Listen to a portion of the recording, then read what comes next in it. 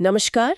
आज हमारे सामने राजस्थान की संस्कृति, इतिहास और जीवन शैली पर कुछ बेहद दिलचस्प स्रोत हैं। कुछ नोट्स हैं, कुछ लेखों के अंश भी। इनमें ना इतिहास की गूंज भी है और आजकल की जो कारोबारी सोच है वो भी है, और कुछ अनोखी परंपराएं भी। तो चलिए इनमें जरा गोता लगाते हैं और देखते हैं क्या खास निकलता है। बिल्कुल।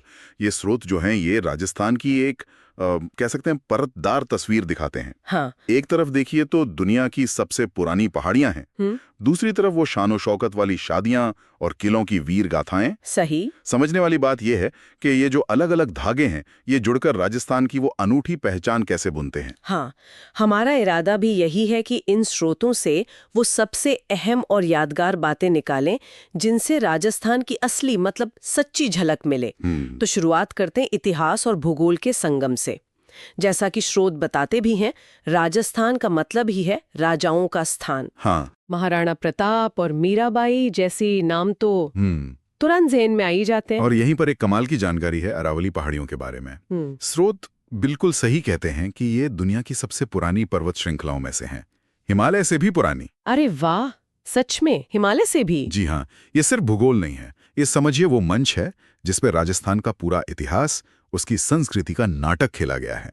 ये तो बड़ी दिलचस्प बात है। अच्छा, पर्यटन पर आएं तो स्रोत हवा महल या मेहरानगढ़ जैसे मशहूर नामों के साथ साथ कुछ छिपे हुए खजानों का भी जिक्र करते हैं। हाँ, जैसे बूंदी की बावड़ियां हैं, शेखावाटी की वो रंगीन हवेलियां या बाड़मेर का कला बाजार। क्या आपको लगता है कि असली राजस्थान शायद इन्हीं कम जानी पहचानी जगहों पर मिलता है? ये एक अच्छा सवाल है। स्रोत इशारा तो करते हैं कि शायद इन जगहों पर ज्यादा प्रामाणिक अनुभव मिलता है। कुलधरा गांव के हिस्से का भी जिक्र है, एक वीरान गांव जिसे अब भूतिया माना जाता है।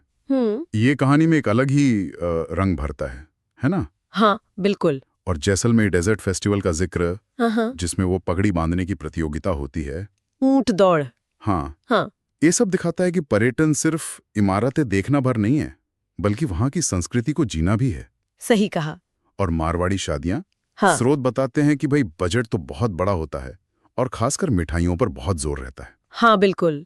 फिर वो पीठी दस्तूर का जिक्र है, मतलब शादी से पहले हल्दी लगाने की रस्म, जहां दोस्त खूब मजाक करते हैं। हाँ, वो तो होता ही है। और बारात का शाही अंदाज, हाथी घोड़े पर दूल्हे का आना, ये सब मतलब भव्यता का प्रदर्शन है। हाँ, और ये भव्यता एक दिलचस्प विरोधाभास भी पेश करती है जब हम धार्मिक सद्भाव की बात करते हैं, जिसका जिक्र इन स्रोतों में है। अच्छा, कैसे? देखिए, अजमेर शरीफ दरगाह और जगदीश मंदिर का एक ही शहर में होना और हर धर्म के लोगों का वहां जाना, सुकून पाना, ये राजस्थान की वो क्या कहते हैं समावेशी भावना को दर्शाता है। हाँ, ये बात तो है। इस भव्यता और सद्भाव के बीच मारवाड़ी जीवन शैली का एक और पहलू भी स्रोतों में उभरता है, बचत और अनुशासन पर जोर। हाँ। मजाकिया लहजे में कहा गया है कि पहला सबक ही पैसे बचाओ का मिलता है। हाँ, और वो मोल भाव की आदत का भी जिक्र है। लेकिन स्रोत ये भी बताते हैं कि यही व्यावहारिक सोच, यही पैसे की समझ असल में उनकी कारोबारी सफलता की नींव रही है। अच्छा। छोटे शहरों से निकलकर बड़े बड़े व्यापारिक साम्राज्य खड़े करने की कहानियां इसी सोच से तो जुड़ी है। और हाँ, खाने की बात कैसे भूल सकते हैं? हाँ, बिल्कुल। दाल बाटी चूरमा, लाल मांस, केर सांगरी, ये सिर्फ व्यंजन नहीं है, ये पहचान है वहां की। सही। अच्छा, किलों की बात करें तो स्रोत उन्हें सिर्फ पत्थर की दीवारें नहीं बल्कि कहानियों का खजाना बताते हैं।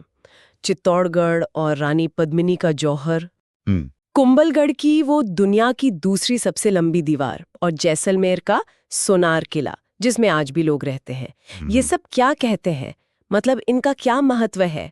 स्रोत इन किलों को सिर्फ जीत के प्रतीक नहीं मानते, बल्कि मुश्किल हालात में भी टिके रहने, प्रतिरोध करने के जीवंत उदाहरण के तौर पर पेश करते हैं। ये सिर्फ इमारतें नहीं हैं, ये असल में शौर्य, बलिदान और अपनी मिट्टी से गहरे जुड़ाव की भावना सिखाते हैं। शायद यही इनका सबसे गहरा संदेश है। वाकई बहुत गहरा। और आखिर में लोक कला और त्योहार, कालबेलिया नृत्य, मांगणियार गायकों का वो संगीत, कठपुतली का खेल।